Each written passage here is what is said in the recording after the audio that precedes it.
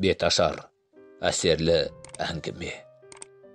Қараңғы бөлменің бір бұрышында бүрісіп жылап отырған Бануды ешкім басынан сипап, жылы сөздер айтып жұбатпады. Таңғарадай іші жиһазға толы керемет үйді жылыту жүйесі жылытып тұрғанымен, Банудың жанын жылытатын ешкім жоқ. Кезінде шат күлкі көптеген бұл бөлмелер үнсіздікке толы. Осыдан 2 ай бұрын Банудың әке-шешесі көрші ауылдағы ағайынның тойына барған еді.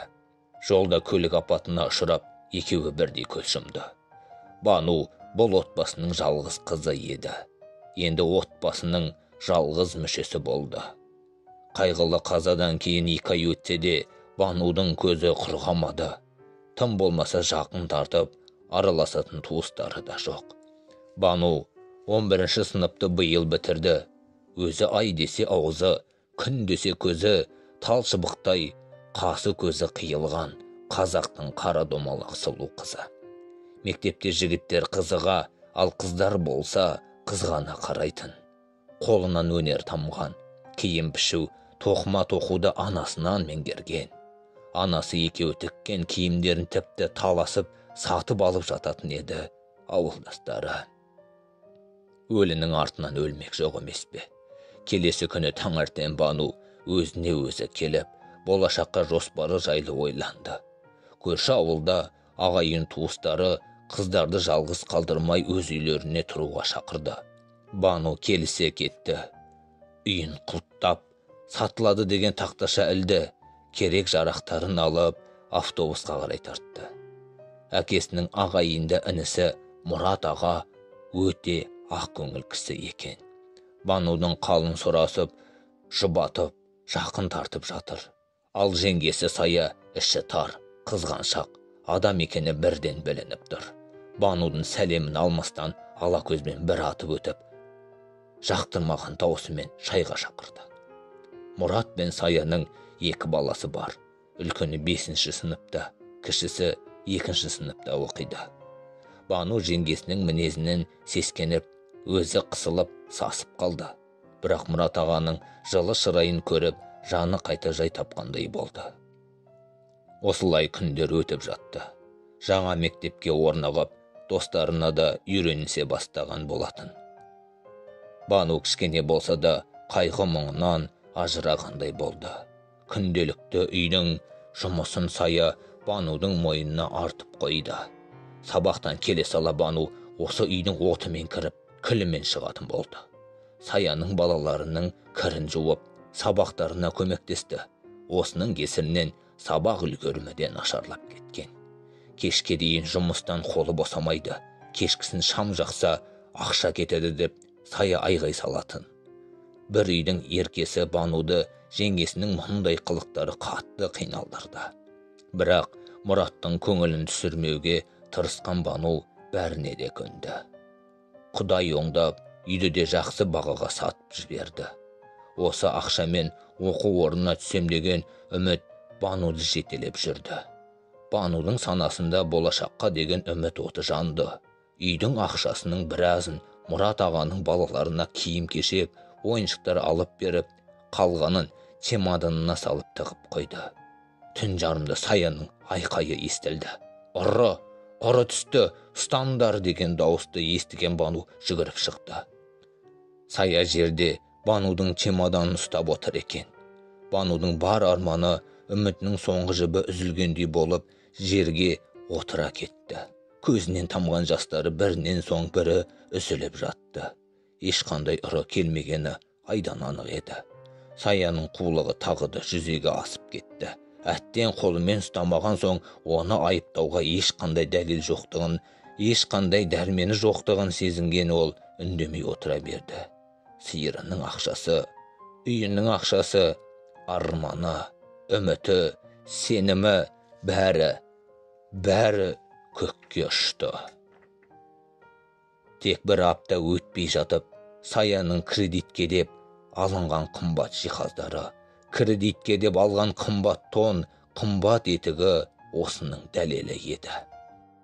Мектеп біткеннен соң Бану ойланбастан қаладағы Сара деген бұрын бірге оқыған құрбысына қоңырау шалды. Қалаға жақын күндері баратынын ескертті. Сара да құрбысының келуін күтіп жүрген еді. Қуана-қуана қарсы алатынын айтты. Қала, зуылдап жатқан, бітпейтін, таусылмайтын көлік. Автобустан ауызы ашылып, жан-жағын жатырқап түскен Бануды Сара алыстан-ақ таныды. Тек Сараны тану мүмкін емес еді. Шашын сарыға бояп, қысқа белдемше желбіреп, биік өкшесі туфлиін анық-анық басып келе жатқан қызды Бану бірден танымады. Жақындап келгенде ғана көрген ол мойнынан құшақтап алып жылап жіберді. Сара әкесіне көңіл айтып, жолдың жиегінде тұрған көлікке мінгізді. Құрбысының көлік айдағанына тамсанған Бану шын жүрекпен қуанды. Екеуі Сараның пәтеріне келіп, 3-4 сағат сырласты. Бірін-бірі қатты сағынысқан құрбылар шай ішіп отырып, бір жыласып, бір күлісіп, өткенді ой елегінен өткізді. Бану өкінішке орай жоғарғы оқу орнына түсе алмады, қатты қамықты. Бірақ бір жағынан жұмыс істеп, ақша тапсам, кейін оқып алармын деп те ойлады. Сара таныстары арқылы Бануды даяршы ету жұмысқа орналастырды. Күндер, айлар өтіп жатты. Қаланың жайына үйреніскен Бану жақсы ақша таба бастады. Ақшасын Сараға беріп отырды. Сараның өзі әнші еді. Түнделетіп мейрамхана, дәмханаларда өлең айтып, нәпақасын тауып жүреді. Қалтасында әрқашан ақша жүретін. Жұмыс үй, осы екі арада ғана жүретін Бануды Сара бір көңілін селпітіп, достарымен болатын кешке алып шықпақшы болды. Сараның жүздеген көйлегінің ішінен ең әдемісін кигізіп, бояндырып еді, Бану керемет жайнап шыға келді. Алғашқыда келіспей қойған, оны құрбысы күштеп үйінен шығарды. Сараның достары өзі сияқты ашық жарқын екен. Кезек-кезек ән салысып, көңілді отырды. Бану да енді үйренісе бастады. Әшейінде ауыз жаппас Нұрлан осы жолы бәрін таңғалдырды. Аузына сөз түспей қысылып отырды. Бұның себебін бәрі түсінді-ау деймін. Бірден вальс қойды. Нұрлан Бануға жақындап келіп, биге шақырды. Екеуі бұл биді үнсіз биледі.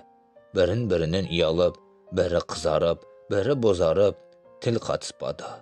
Нұрлан әнші жігіт, өте сымбатты, сыпайы, нағыз ер жігіт екен. Негізі Сара екеуі Нұр Сара атты дуэт құрған. Бірге көптеген тойларда елдің батасын алып, керемет дауыстарымен тамсандырып келеді. Ал Сара сырттай Нұрланға ғашық. Бұны Нұрлан сезеді, бірақ Сараның қыңыр мінезін онша ұнатпайтын еді. Енді міне, бір көргеннен Банудың сұлулығына, биязылығына байланып қалған болатын. Нұрланның көзінен махаббат ұшқыны байқалады. Сара да бұны байқап, қызғанып, іші оттай күйіп жүр. Мектеп кезінде де Сара ұнатқан жігіттері Бануға көңілдерін білдіруші еді. Тағы да солай болды. Бану да білдірмегенімен Нұрланды бірден ұнатып қалды. Кеш біткеннен соң Сара мен Бануды Нұрлан шығарып салды. Сараның Бануға деген көңілі суып кетті. Бұрынғы қайырымды Сара енді жоқ. Киімін қызғанып, болмашы нәрсеге сөйлеп, қабақ шытатын болды. Бірақ махаббаттың торына іліккен Бану оғанда мән бермеді. Арман мен қиялда ұшып жүрді. Бану мен Нұрланның арасында махаббат өрбіді. Күнделікті кездесіп, айлы түндерде қала көштерін кезетін болды. Нұрлан домбырасын әкеліп, «Банужан, екеуіміз үйленгенде саған бет ашар жырын өзім шырқаймын. Тыңда міне. Бұлай тұра тұр, бетіңді мұнамен жаба тұршы», деп киімін жауып қойып, «Айт келін-ау, айт келін» деп шырқай жөнелетін. Көшедегілер таңырқап та, тамсанып та қарап өтетін. Бану киімінің астынан ішек сілесі қатып күліп отырады. Құшақ-құшақ гүлге Бануды қарық қылды. Екеуі ғашықтар көлінде жүзеді. Дүниедегі болып жатқан жағдайларға қарамады. Бейне бір басқа әлемде саяхатта жүрген сияқты болды. Сара болса, Бануды жек көргені соншалықты, тіпті одан құтылудың жолын қарастыра бастады. 8 наурыз еді. Нұрлан Бануды кешкі 8-де орталық паркке шақырды. Өкінішке орай, қаланы білмейтін Бану Сарадан көмек сұрады. Осыны пайдаланған Сара ойланбастан басқа парктың мекен-жайын сызып берді. Әдемі киініп, дайындалып, Бану кездесуге шықты. Саябаққа келген Бану кіреберіс есікте ұзақ күтіп қалды. 1 сағат, 2, 3 сағат өтті. Нұрлан келмеді, қараңғы түсіп қалған еді. Ал Сара бұл кезде Нұрланға телефон шалып, Банудың басқа жігітпен кетіп қалғанын, оған сатқындық жасағанын айтты. Нұрланның қызғаныштан көзі қарауылтып, естігеннің бәрін шын көріп тұрды. Бану қатты тоңып, көзінен жас тамшылап, подъезге жақындап келе жатты. Нұрланға ашуланып, бір жағынан бір нәрсеге ұшырап қалды ма дегенде ой көңілінен кетпеді. Кенет бұрылыстан шамын жақпай ұшып шыққан көлік оны қақты да кетті. Көзін ашса, палатада жатыр екен. Жанында медбикеден басқа ешкім жоқ. Аяқтары қатты ауырып тұр. Жай басын көтеріп, қарап еді, есінен танып қала жаздады. 2 аяғын тізеден төмен кесіп тастапты. Бар даусымен айғайлап, жылай бастап еді. Медбике құшақтап, жұбатты. Қайтесің, жанында демей болар ешкім жоқ. Медбикенің аяныш сезімі еріксіз қызды құшақтап, жылы сөздер айтқызды. Аспан жерге түскендей, бүкіл әлем одан теріс айналғанда еді. 1 апта жатты. Осы 1 аптаның ішінде ешкім келмегені жанына батты. Әттең, әке-шешем-ай, жанымда болсаңдар, жылы құшақтарымен жылытар едіңдер. Мейірімдеріңді сағындым. Неге мен? Bir кезде Мейірбике сүйінші сұрағандай, Бану, жігітің келіп тұр деді. Өз құлағына өзі сенбеген Бану ұшып тұрайын деді. Бірақ аяғын көріп, көңілі қайта түсті. Палатаға кірген Нұрлан Банудың жанына ақырын жайғасты. Бану қуанып қолынан ұстап еді, Нұрлан қолын тарта қойды да, қалайсың деді. Өзің көріп тұрсың ғой деп Бану жылап жіберді. Кешір Бану, мен қоштасуға келдім деген Нұрланның сөздері жығылғанға жұдырық болды. Кішкене болса да жанына жұбаныш іздеген Банудың жүрегі қағайырылды. Нұрланның соншалықты қатыгез екені ойы түгілі түсіне кірмеген еді. Кешір, ата-анама сау келін керек қой. Сен де мені түсінші деді. Бану үн қатпады. Терезеге тесіліп қарап жатты. Көзінің жасын сүртті де, кете бер, бақытты бол, деп нақ-нақ жауап берді. Осыны күткенде Нұрлан тұрды да шығып кетті. Бану бұдан соң жыламады. Қайта мұндай сатқыннан дер кезінде құтылғанына тәубе деді. 2 аптадан соң дәрігерлер қыздың жағдайын біліп, мүгедектер арбасын тауып берді. Ауруханадан арбамен шыққан қыз бірден Сараның үйіне тартты. Сара есігін ашты да, ренжіме Бану, мынау киімдерін менімен бірге тұра алмайсың. Саған бір адам керек қой қарау үшін деп кемсітіп. Бану Сарадан осыны күткен еді. Себебі оны Сараның көлігі қаққанын сезген. Киімдерінің арасынан тек керектілерін теріп алайын, көтере алмаспын деп ойлаған Бану киімдерін ақтарып отырып, анасы екеуі тіккен көйлектерді көріп, көңілі босап кетті. Бар ішіндегі жиналған қайғысын көйлекті бетіне басып отырып жылап шығарып алды. Бұны көріп тұрған Сара еш аяушылық танытпады. Қайта Нұрланға қолы жеткенін сезініп, қуанып тұрды. Тіккен киімдерін Бану орталық базардың алдына жайып қойды. Мүмкін мүгедектер тіккен көйлектерді біреу аяп сатып алатын шығар деп ойлады. Негізі осы отырысына өзі қатты қынжылды. Киімдерінде мән беріп жатқан ешкім жоқ.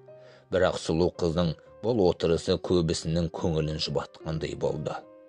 Кеште батып қалған. Қалтасындағы азын аулақ тиынға жақын жерден барып ыстық нан алып келейін деп арбасының дөңгелегін айналдырып кетті. нанын алып келе жатыр еді.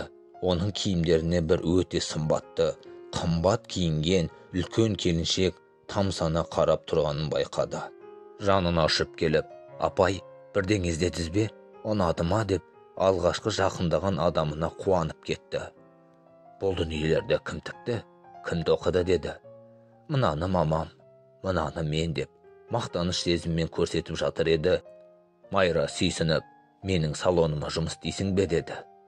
Алланың өзі жіберген бір мүмкіндік екенін сезінген Бану қуанып кетті. Салоны керемет екен, іші үлкен. Майраның қол астында 6 қыз жұмыс істейді екен. Тек байлар киінетін салон шамасы. Бану бірден тігілген, пішілген киімдерді қызықтап кетті. Майра Бануға таза киім беріп, қызды жөніне келтірді. Бірден жалақысына келісіп алды. Бірақ қазір Бану жалақыны ойлап тұрған жоқ.